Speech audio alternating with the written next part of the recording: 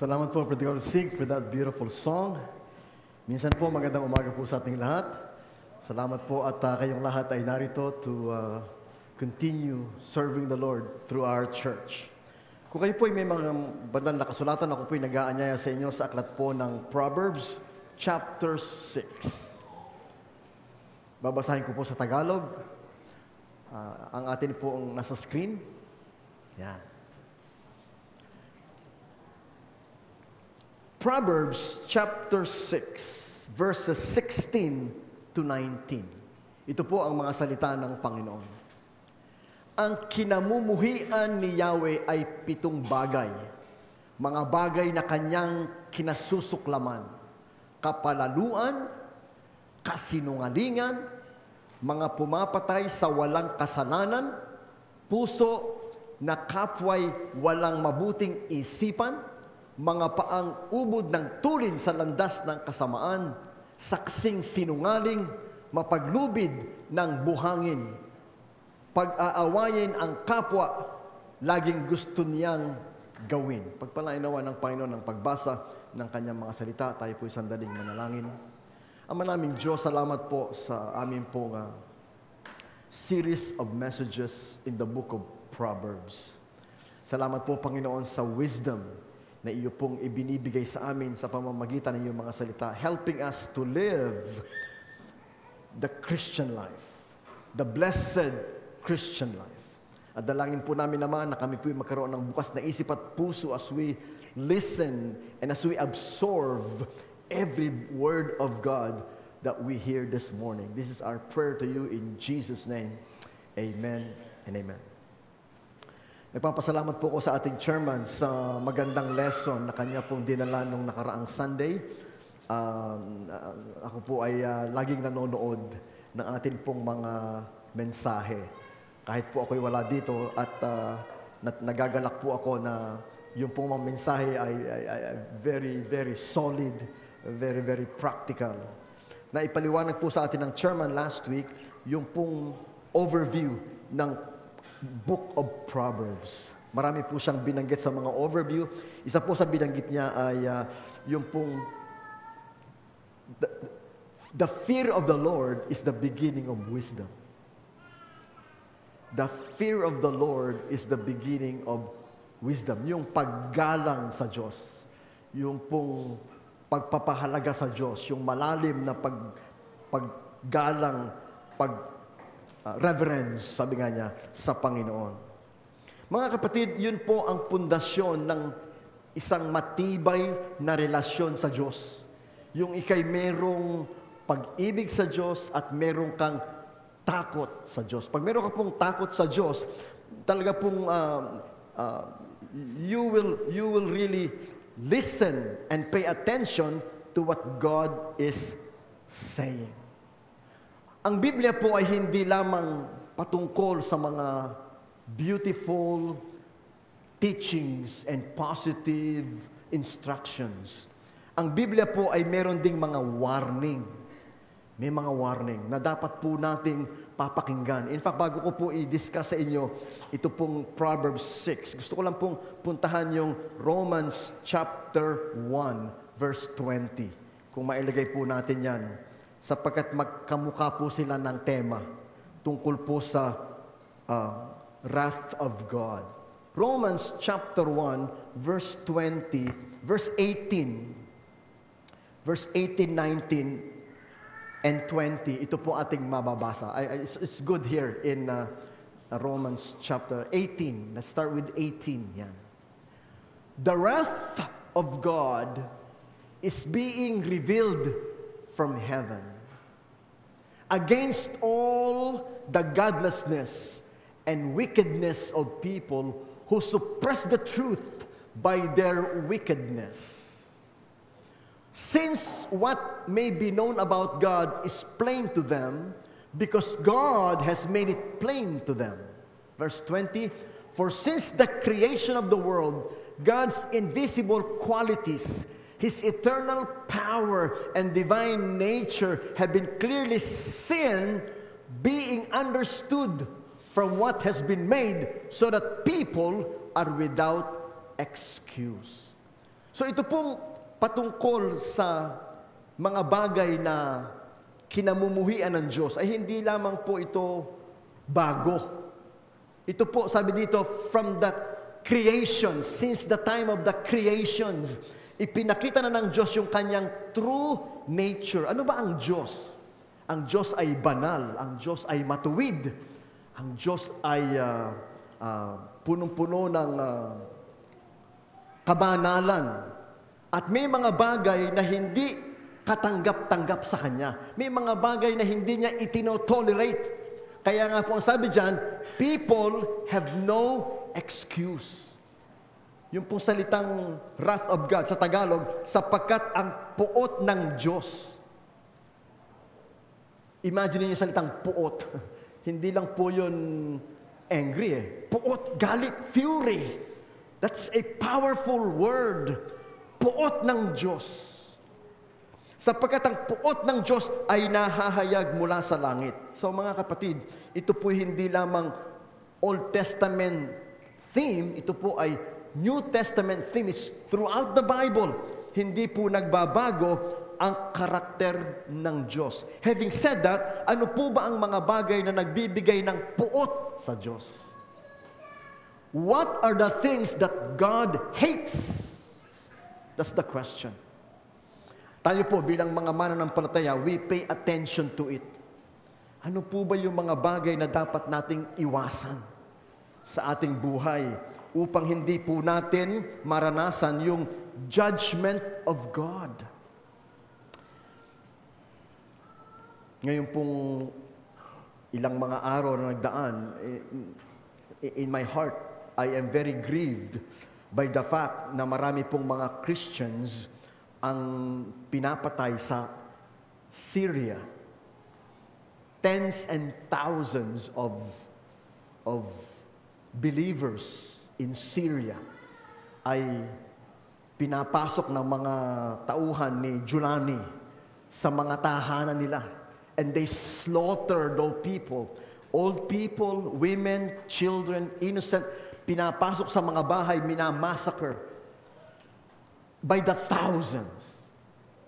Hindi lamang po sa Syria, pati po sa Africa. Alam niyo po ba na ang Africa ay napakalaki ng Christian population ng Africa? Africa is not Islamic. North Africa, yes. But most of Africa are Christians.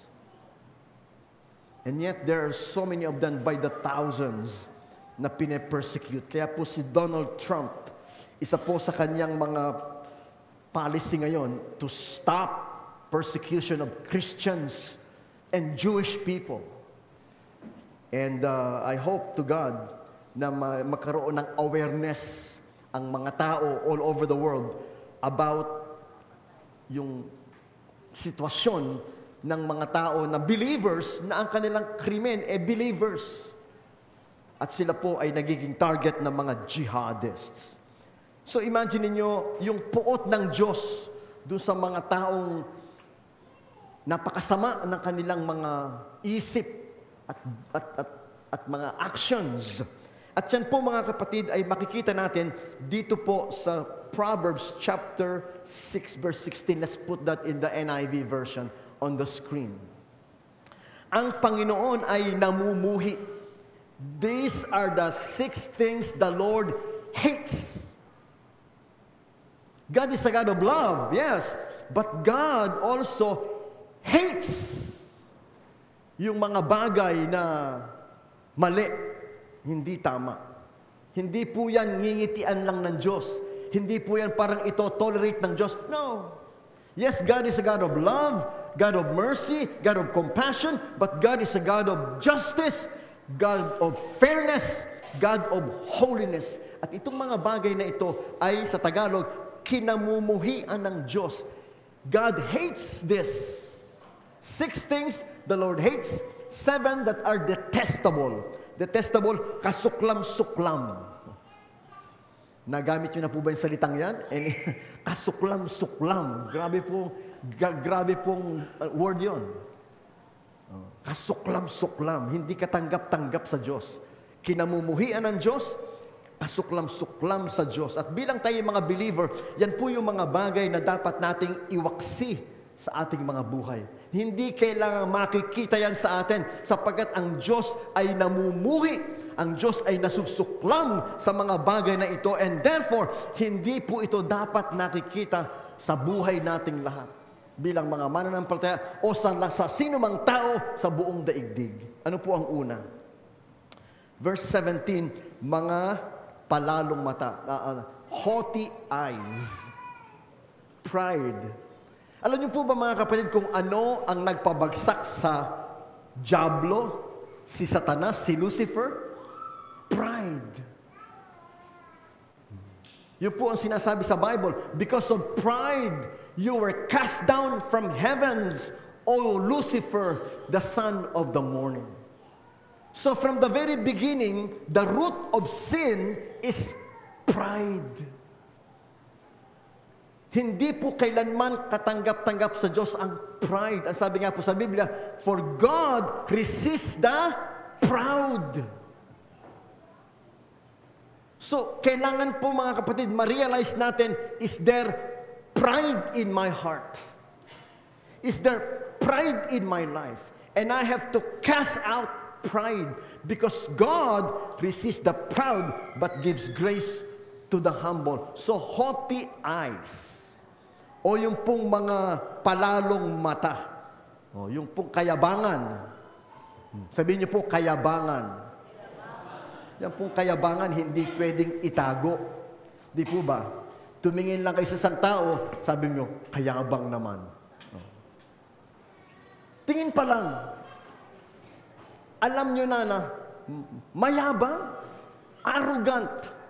Hindi pa ho nagsasalita yun. Tingin pa lang, sa forma pa lang, sa kilos pa lang. Yabang. Meron pa silang word na ginagamit dyan na sa panahon ngayon, yung maangas. Yung maangas. Mayabang. Mapagmataas. Hindi po kailanman katanggap-tanggap sa Diyos yung ganyang ugali ng kayabangan o pagmamataas. Yung pong kapalaluan, haughty eyes, pride, thank you for doing that, is kinamumuhian, kinasusuklaman ng ating Panginoon.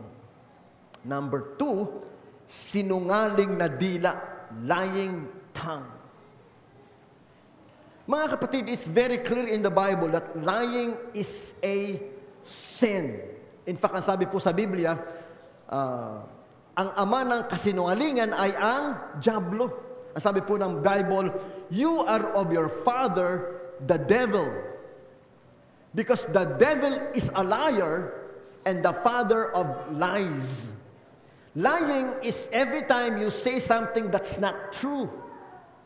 Kayo po ang nakakaalam nun. Yung bang sinabi mo ay hindi totoo, alam mo yon, alam ng Diyos yun.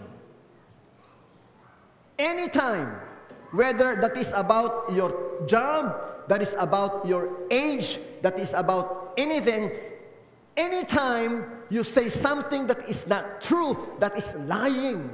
And God hates lying tongue. Sana po ito maging correction sa atin. If you cannot say the truth, then don't say anything. Wala naman pong masama if you say no comment. Wala pong masama if you say secret. So tinatanong mo si Raymond, Raymond, kayo na ba ni Pauline? Oh, halimbawa lang. Raymond, kayo na ba ni Pauline?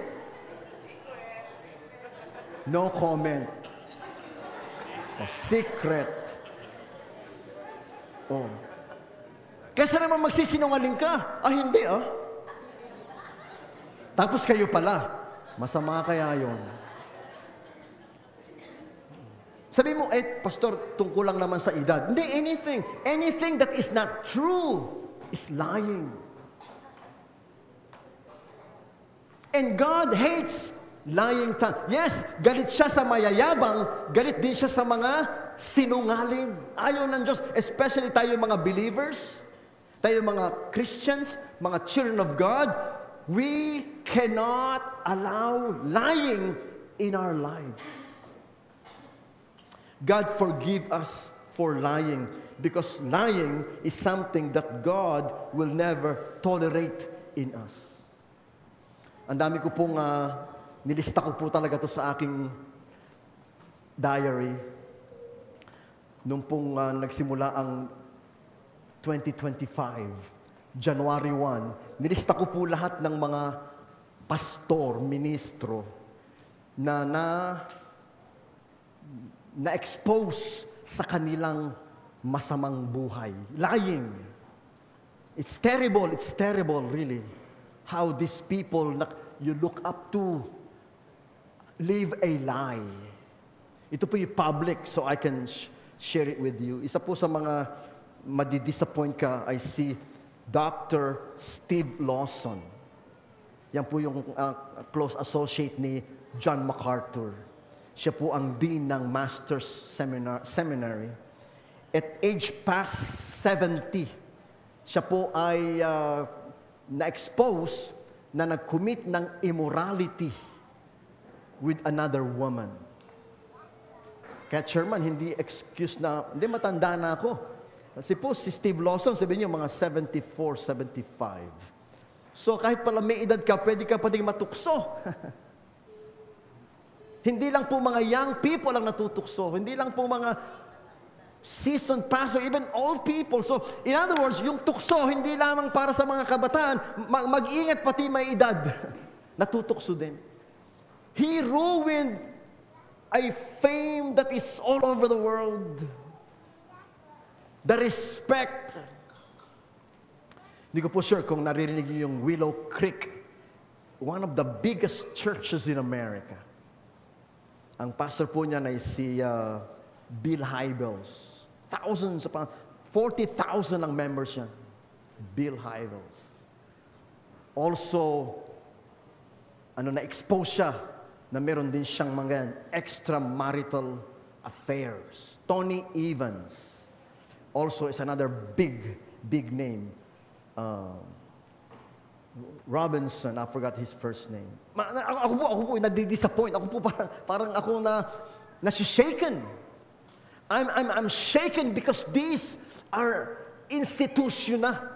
Ang mga pangalan niyan sa Amerika, sa mga evangelical circles, is such monument, and yet they fall into temptations and they try to hide it. But God exposes lahat po ng mga karumihan sa buhay, especially ng kanyang mga lingkod. So ako bilang pastor, I cannot say, God, please help me to cover this up. God will not cover it up. In fact, the Bible says, God will expose you. Kung paanong si David ay in-expose ni Nathan, ikaw yon. Can you imagine King David, nahulog sa pangangalo niya, nahulog sa murder, and then kinonfront siya ni Nathan, ikaw yun. You deserve to die. And so David seek the forgiveness of God. In fact, sabi po ng Biblia, mag-ingat kayo mga nagtuturo, sapagkat mas mabigat ang inyong judgment. James chapter 3. So hindi po tayo ito tolerate ng Diyos. Hindi tayo i-cover ng Diyos. Hindi tayo isi-shield ng Diyos sa lahat ng ating ginagawang masama, sapagkat that is going to invite God's judgment upon you. So you come clean before God. You repent before God. You ask the forgiveness of God. If there is immorality in your life, you seek the forgiveness of God, because God is a God of forgiveness. And exactly what He did with David. Nung si David po ay nagsisi sa Panginoon, God restored him and God continued to help him, because God is a God of love and compassion. But God will not cover your sin. And it will not stop the judgment of God to fall upon you. Kaya po may warning. So kung namumuhay ka sa pride, there is a judgment falling on you if you continue. If you're living in lies, there will be a judgment falling on you. So come clean. Sabihin niyo po, come clean. Kanina po si chairman ay nagtanong sa amin sa Sunday School ng inyong mga memory verse. Yeah, memory verse. Natutuwa naman po tayo ng atin po mga senior sa kabila ng edad. Marami pa silang memory verse. Ang akin pong wife, ang kanyang memory verse ay 1 John 1:9. Ang sinasabi doon, if you confess your sins, He is faithful and just to forgive us our sins and cleanse us from all unrighteousness. Napakabait ng Diyos, napakabuti ng Diyos. God is faithful. He will forgive us. He will cleanse us if you confess your sins. Yun po ang iniintay ng Diyos confess your sins to God. Do you have pride in your heart? Confess your sin to God. Do you have a lying tongue? Confess your sins to God. Because ito pong mga kasalanan ito ay kinamumuhian ng Diyos. Ito pong mga kasalanan ito ay kinasusuklaman ng Diyos. And I don't want to indulge myself in any of these sins. Hindi ko po sinasabi na ako hindi nagkakamali o hindi nagkukulang sapagkat tayo pong lahat ay mayroong mga kahinaan. Pero once I realize that there is pride in my heart, pride in my looks, pride in my voice, I say, oh God, I'm sorry, please forgive me. If there is lying that I have made, oh God, please forgive me. You will need to come clean before God. Because in fact, alam niyo po mga kapatid, hindi tayo makakapanalangin ng may kapayapaan pag tayo nagtatago ng ating mga kasalanan. That is clear in the Bible. If I regard iniquity in my heart, the Lord will not hear me. Yung pong ganyang mga kasalanan, mga kapatid, ay hadlang sa ating prayer life. Hadlang sa ating paglilingkod. Kaya po natutuwa ako kay Zaki. Yeah, yun. Zaki. I like that boy. Kasi po kanina habang tayo po nagkakantahan, mula po sa likod, tumakbo yan dito. At sumasayaw siya doon. Pinapanood niya po yung nagda-drum. Sabi, itong batang to siguro gusto niya maging drummer someday. Gusto niyang maging worship leader. And I like that. Talaga sumasayaw siya, pumapalakpak siya, nakatingin siya doon. Excited siya. Happy siya to go to church. Isn't that wonderful? That your baby is happy to go to church. And then, nung pong bigaya na, tumatakbo na naman siya. May dala siyang envelope. At umaakyat, ang liit-liit pa niya, umaakyat siya dyan, gusto niya siya mag-aabot, di ba? Napakagandang tingnan na bata like Zaki has love to sing and love to give. And let me tell you mga kapatid, that is exactly why we want to encourage our children to go to church. Dapat they love going to church. They love singing for the Lord. They love giving to the Lord. Sapagkat pag ang mga bata po na yan, mga kapatid, ay hindi natin nagabayan at sila po ay na-expose sa mga bad influence at sila po, mga kapatid, ay nasanay sa mga bagay na makasalanan sa mata ng Diyos, you cannot expect the blessings of God but the judgment of God. The next na nandyan po is at mga kamay na nagbububo ng dugong walang sala, shedding of innocent blood.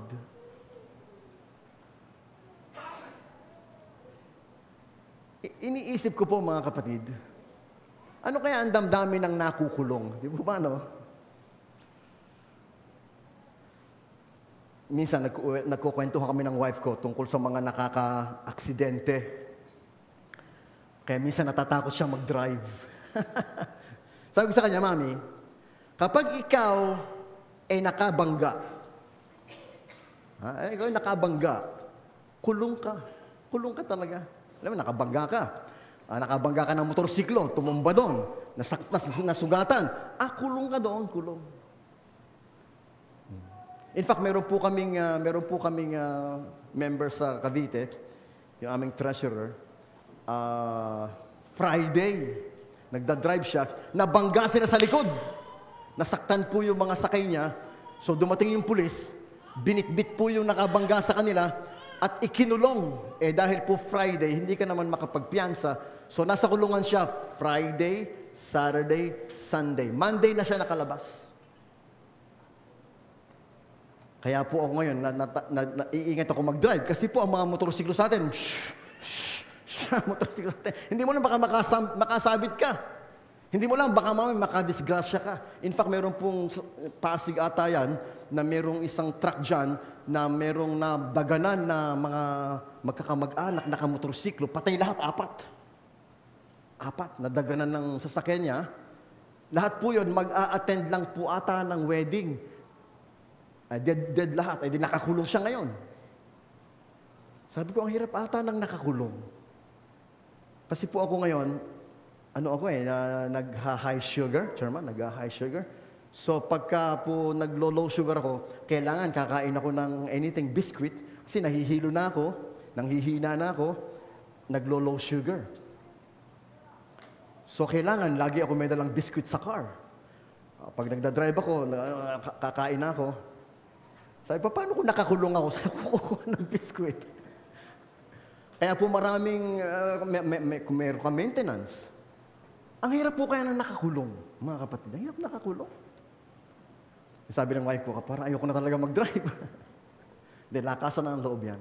Pero hirap po ng nakakulong. And let me tell you, kapag kayo po papatay, shedding of innocent blood, sooner or later, makukulong kayo. Hindi pwedeng hindi. Hindi ko po alam kung ano ang inyong posisyon kay President Duterte. Si President Duterte po nasa Netherlands.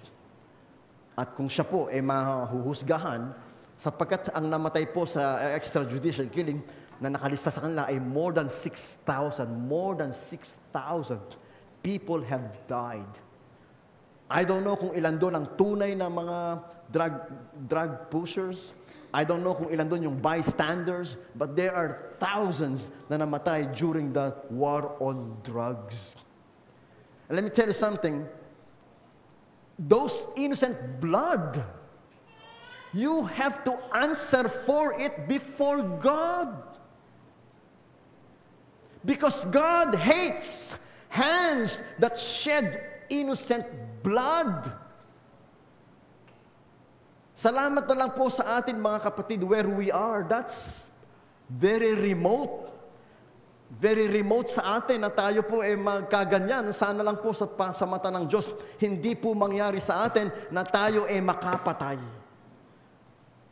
Intentionally or not intentionally. Because God hates hands that shed innocent blood. There is no way that God will just let it pass. No.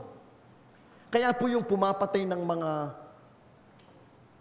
innocent civilians, innocent Christians, yun ang persecute. I don't want to describe too many of it. Maraming mga bata dito, pero talaga po namang, it's hard. Hindi ko nga po mapanood. Kasi meron po ako yung Instagram, Telegram, ni Sir Fati. Nandun, ipinopost niya yung mga ganong atrocities. I cannot watch it. It's hard to watch. And yet, people shed innocent blood. God hates hands that shed innocent blood. Let me tell you something. The judgment of God is gonna fall. Yung po sabi sa Biblia, sapagkat ang puot ng Diyos ay nahahayag mula sa langit sa mga taong gumagawa ng ganyan. Puot ng Diyos. Yung palang puot, natatakot na ako sa puot. Yung salitang puot, natatakot na ako sa salitang yung puot. Grabe. Kaya po mga kapatid, ito po, 7 things that God hates. God hates pride. God hates lying. God hates murder. Ilayo tayo ng Panginoon sa ganyang mga kasalanan. Verse 18, pusong kumakatha ng masasamang plano. A heart that devises wicked schemes. Meron ba kayong ganyang kakilala? Schemer? Yung mga ganyan, kasama nyo sa trabaho, schemer. Yung mga gagawin ng lahat para masapawan ka. Gagawin ng lahat para maagawan ka. Gagawin ng lahat para matapakan ka. Schemer ang tawag dyan. May mga wrong motive. Gusto sila ma-promote. Gusto sila ang leader. Gusto sila ang sikat. Gusto sila ang makilala. Schemer. Maraming taong ganyan. Schemer. God that devises wicked schemes. And sometimes, biktima ka. Pinagtulungan ka, siniraan ka, chinismis ka, inargabyado ka. Minsan biktima tayo niyan. I don't know kung sino sa inyo ang biktima ng ganyan. Huwag nawa tayo ang gumawa niyan sa iba. Sapagkat God hates heart that devises wicked schemes. Huwag po tayong mag-isip ng hindi tama sa ibang tao. No, hindi po yan katanggap-tanggap sa Diyos na pag-iisipan mo ng masama ang isang tao para matanggal sa trabaho, para ma-demote, para masira ang kanilang pamilya. Wow. God hates a heart that devises wicked schemes. Yung nakakasakit sa iba, yung nakakasira sa iba, God hates that. Ayaw ng Panginoon na tayo maninira ng iba o mang-aapi ng iba o mang-aargabyado ng iba. Magtiwala tayo sa Diyos. Lahat ng ating kailangan, ibibigay ng Diyos sa atin. Hindi mo dapat ang sakimin yung sa iba. Can you say amen? Huwag mong pag-interesan yung sa iba. Manalangin ka sa Diyos. Kung gusto mo ng ganong posisyon, manalangin ka sa Diyos. Kung gusto mo ng ganong negosyo, manalangin ka sa Diyos. Huwag mong pag-interesan ang mga bagay na hindi sa'yo, nagagawa ka ng masama para makuha mo yung hindi sa'yo. That's not good. May mga babae na gustong-gusto ang isang lalaki, pero may boyfriend. Gagawa niya ng paraan para mag-break sila. Mag-break na kayo, nandito naman ako. Tama ba yun?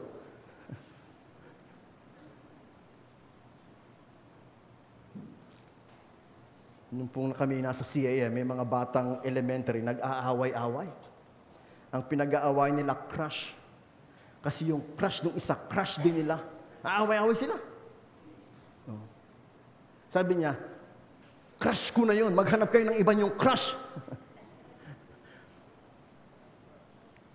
Kaya yung mga kamukha ni Joseph na dati yan, crush ng bayan si Joseph, crush ng bayan. Nag-aaway-aaway ang mga babae, yung mga bata dyan. Ang crush ng bayan. Gagawa ka ng paraan para yung makuha mo yung crush ng bayan. Masama yun, masama yun. A heart that devises wicked schemes. Manalangin ka sa Diyos. Ibibigay ng Diyos sa iyo yung para sa iyo. Amen? Hindi mo kailangan mag-interest ng mga bagay sa iba. Tawalan ng tiwala sa Diyos yun, ini-interest mo yung bagay ng iba, God will give it to you.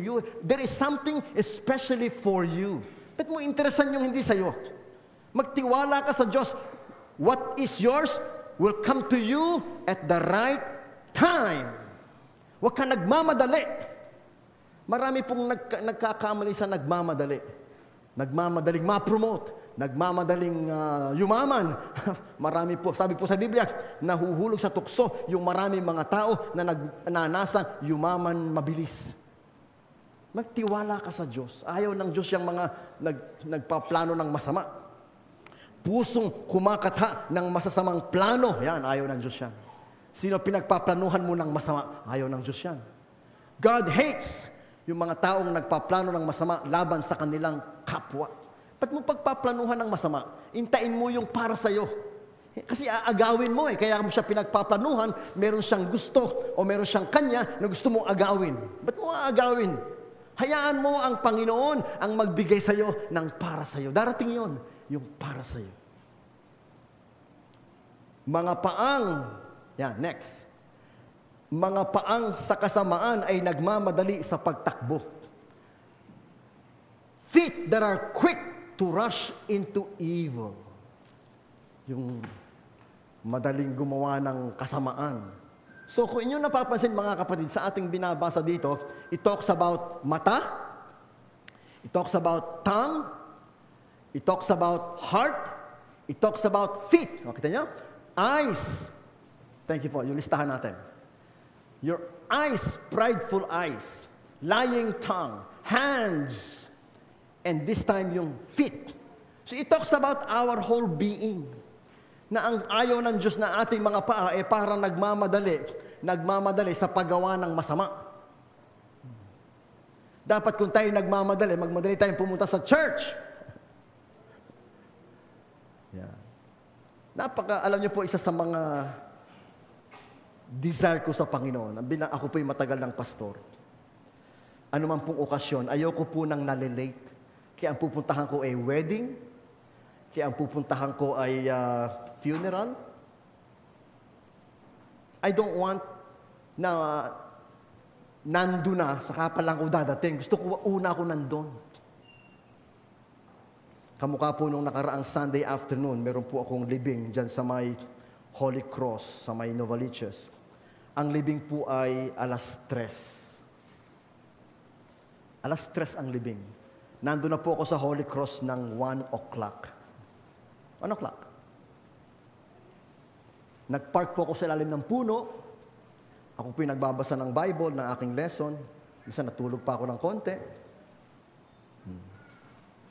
Basta gusto ko, 3:00, nandun na ako.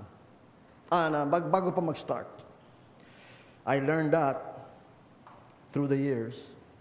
Sometimes hindi lang po natin magawa all the time. But it pains my heart na sa gawain ng Panginoon ako'y nalilate. I don't want that. Na ako nalilate sa gawain ng it pains my heart na ako late. Kasi po, pag sa gawain ng Panginoon, dapat mabilis ang ating paa. Gawain ng Panginoon yan eh. Tulungan nawa tayo ng Panginoon na hindi tayo malilate. Alam ko po, minsan maraming reason. Traffic, number 1. Kaya tayo nalilate. Yan. Ayoko na po mag-elaborate ng reason. Maraming reason. Yan. Pero, hindi dapat quick ang ating mga paa sa paggawa ng masama, kundi dapat quick ang ating mga paa sa pagpunta sa gawain ng Panginoon. Can you say amen?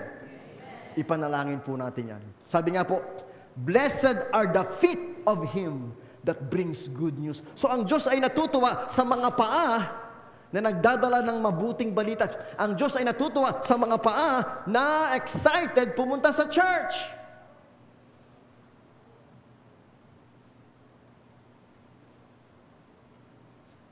So far, wala po nakaka-break sa record ni Chairman pagdating sa pag-aga sa church. Natutuwa po ako sa Chairman natin, especially nanonood ako sa kanya. Si Chairman po, masayang magturo. Masaya sa magturo. Saka siya kita mo yung love niya ang Word of God, love niya ang pagtuturo ng Word of God. Sa karanasan niya, of more than 50 years, Chairman, sa karanasan niya more than 50 years sa pagtuturo, ay talaga namang par excellence, expert sa Word of God. At hindi lang po, consistent, every Sunday, nandyan sa Sunday School. Nagtuturo. And marami po kayo matututunan kay Chairman sa Word of God, really. It's amazing, amazing. Na bagamat siya'y nagkakaedad, hindi naman siya nagiging malimutin, ma'am. Hindi nagiging malimutin. Hindi. Ang passion niya hindi nagbabago. Sabi ko nga, Lord God, sana ako at that age, hindi pa ako Alzheimer, na nakakalimutan ko na tinuturo ko. May mga pastor kaya gano'n na kakalimutan na nila. Ako, Chairman, parang ang prayer ko na rin, parang 80 years old na din ang prayer ko. Parang kayo. Kasi gustong-gusto ko yung ginagawa ko, parang hanggang 80 years old. Pinupush ko pa na sana, Lord, kaya ko pa magturo ng Word of God hanggang 80 years old. Na kaya ko pang mag-drive hanggang 80 years old. Na kaya ko pang mag-share ng Word of God hanggang 80 years old. Because 70 is not enough. Kaya po kami parang wala naman kami sa isip mag-retire. Wala kami sa isip na mag-retire. Kasi we love what we do. Nag-usap nga kami ni Mami. Tungkol po sa school naman, pinag-usapan namin. Sabi ko si Mrs. Santos, alam mo, Mami, palagay ko dapat sa kanya mag-slow down na sa pagtuturo. Kasi para ma-enjoy naman niya yung kanyang, kasi sa ospital po, marami na nagre-retire sa kanila mga head niya. Ilan na yung nag-retire. Nag-65 ka sa gobyerno, retired. Yeah. And so what they do, they travel, they do what they do. They enjoy life. 65. In fact, meron po siyang kasamahan sa laboratory, 65, kare-retire lang. And then, nagkaayaan sila, pupunta sila ng Vietnam. Just to relax and enjoy, we retired. Si Mrs. Santos, hindi yan nagre-retire. enjoy niya. Sabi ko siguro, Mami, iniintay lang niya makagraduate si Sansa, si Micah. Pag nakagraduate yan, sabi niya, sige na nga, I'm gonna rest na. Hayaan ko na yung mga teacher para when do you enjoy your retirement? Yun po sa pagtuturo, ma'am. Pero sa pagpipreach kami ni Chairman, parang we love what we do. Kahit po hindi kayo kahit hindi kayo, kasi po pag Sunday school, ito lang ang tao eh.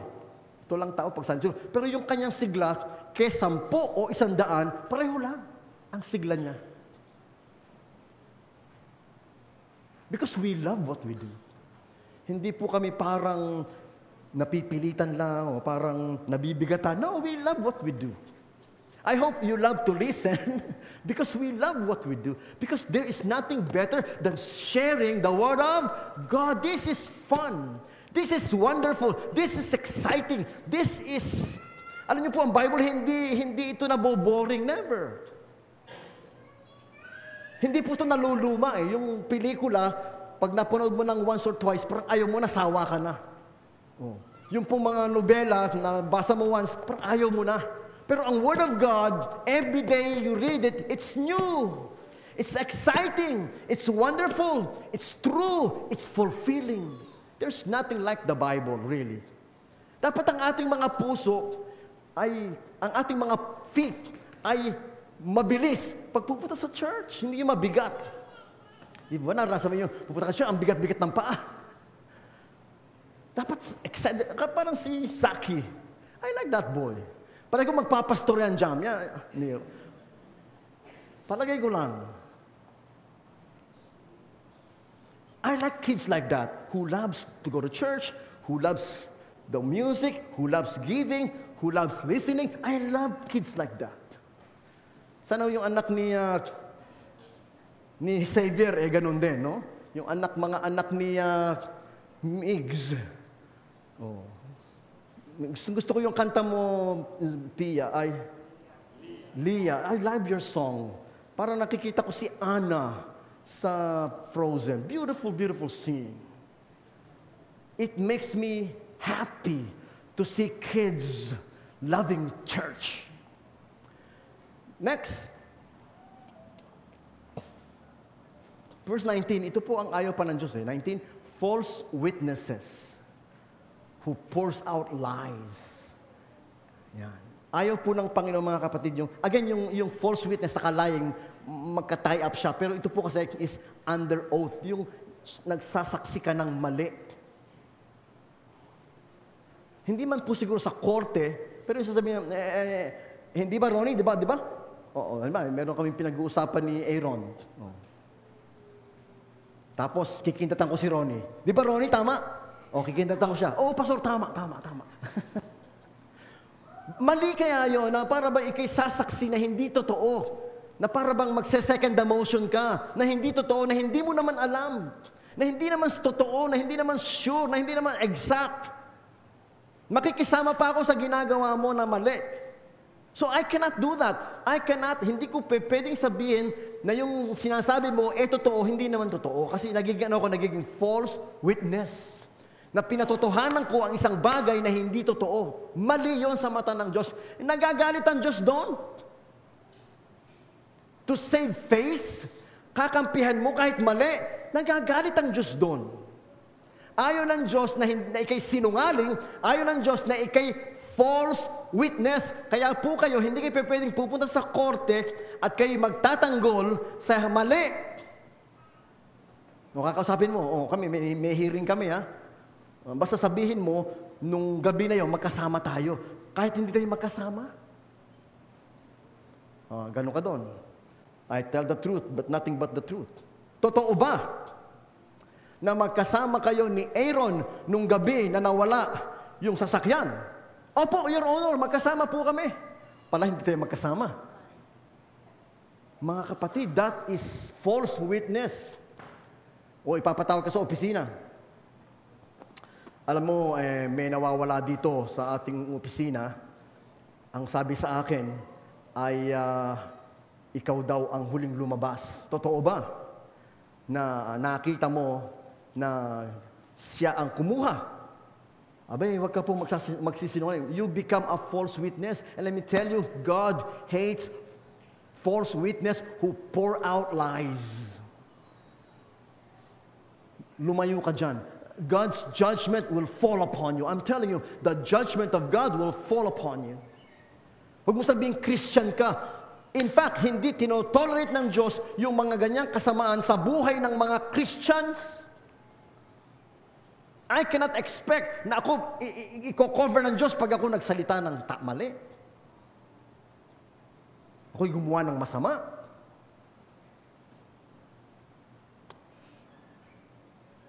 Isang madaling araw, ako po'y nagdadrive papunta ng Cavite. Meron isang miyembro nakakita sa akin, Pastor, hindi ba kotse mo yon? Madaling araw, 5 o'clock. Kotse ko nga yun. Sabi ko sa kanya. Unexpectedly, nakita niya yung kotse ko ng madaling araw. Paano ma'am kung may tinakasan ako, tapos tinakbo ko yung kotse? Nakita ko yun. O kaya, nagbarumbado ako sa kalye. Minsan po, barumbado talaga ako sa kalye, ma'am. Ang idea ko, Chairman, I cannot tolerate what is wrong. Kaya minsan, iniipit ko lang. Kasi mali yung ginawa niya, ipitin ko siya. Pero hindi naman ako pulis, bakit ko iipitin? Di po ba, ano? Kumbaga, minsan binabawal ko, wag na, daddy, wag na. Kasi minsan, dumaan ako ganon. Lumiliko ako, dinaganon ako ng isang mabilis na sakyan. Muntik niya ako nabangga. Put ako ganyan. Kasi konting ko, tamaan niya ako. Ginawa ko, ma'am. Hinabol ko talaga, hinarang ko sa gitna. Hinarang ko talaga sa gitna. Mali yung ginawa niya, pero mali din palagay ko yung ginawa ko. Paano ko nakita ko ni Chairman doon? Di ba kotse ni Pastor yon? Hinarang ko talaga sa gitna. Hindi siya makagalaw. I mean, we cannot hide it. If we do something wrong, we cannot hide it, so don't hide it. You confess it, God, I'm sorry. I'm really sorry for all my sins. Because God hates. Ito yung mga bagay na galit ang Diyos. Yung kayabangan, yung kasinungalingan, yung pagpatay ng mga innocent blood, yung mga puso gumagawa nag-iisip ng masama, yung paa na nagrarush sa kasalanan, yung mga false witness, and lastly, sabi po dyan, ang naghahasik sa magkakapatid ng kaguluhan. A person who stirs up conflict in the community. So discord among the brethren. Isang bagay, mga kapatid, na ayaw ng Diyos, yung tayo'y nagiging sanhi ng kaguluhan sa magkakapatid. Kaysa tahanan, pinag-away mo yung mag-asawa, galit na galit. Pinag-away mo yung magkakapatid, o pinag-away mo yung church. Matagal na kami magkasama ni Chairman, and I thank him for the privilege. Sabi ko po sa kanya, kesa ako maging bahagi ng division, aalis na lang ako. Kesa na-divide yung church dahil sa akin, nagkagulo yung church dahil sa akin, I don't want to be a part of that. I don't want to be a part yung simbahan, pinaghati-hati mo. I don't want to be a part na yung pamilya, pinaghati-hati mo. I don't want to be a part na yung relasyon, pinaghati-hati mo. I don't want to be a part of that. Because a person who stirs up conflict or division in a community, God hates it. God hates it. Sa tanda ko na pong pastor na ito, kailanman hindi po ako naging bahagi ng anumang split o division or away sa church. You can check. Kukunti lang naman po ang church na napuntahan ko. Alam niyo po, hindi ako, sabi ko kay Chairman, hindi po ako malikot na pastor eh. Alam naman ni ma'am. My life is so predictable. My life is so easy to track. Kasi ang trabaho ko lang po, pagka-graduate ko ng Bible College, nagturo ako sa CAM. Pagkagaling ko sa CAM, nagpunta ako ng Cavite. Yun lang, hanggang ngayon nasa Cavite ako. Ang church naman po, galing po ako ng Vaisihan, napunta ako ng Bacoor. Doon po ako pastor, nakapag-pastor po ako sa may Quezon City, kila Dr. Maricel. Napunta ako ng Good Neighbor. Andito, at 30 years as a good neighbor. Hindi po ako talon ng talon. May mga po, talon ng talon. Pag tinanong mo, saan ka na? Iba na naman. Ako dito lang, di ako maalis. I enjoy what I do.